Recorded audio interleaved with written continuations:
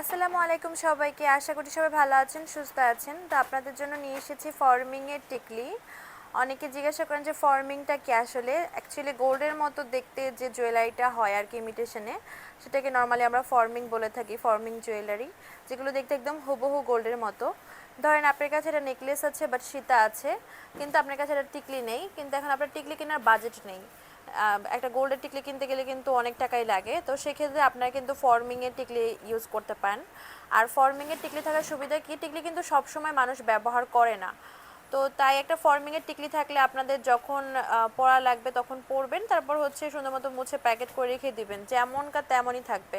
কারণ এগুলো তো আর রেগুলার ইউজ হয় না, তেমন হচ্ছে সাবান পানি বা ঘামও লাগে না। তো সেই ক্ষেত্রে কালার নষ্ট হয় না। আর যদি আস্তে আস্তে ইউজ করতে করতে কালার নষ্ট হয়ে যায়, আপনারা রিকালার করে নিতে পারবেন। আর এগুলো গোল্ডের দোকানে নিয়ে গেলেই কালার করে দিবে, আর খুবই সুন্দর দেখতে, গোল্ডের মতো একদম।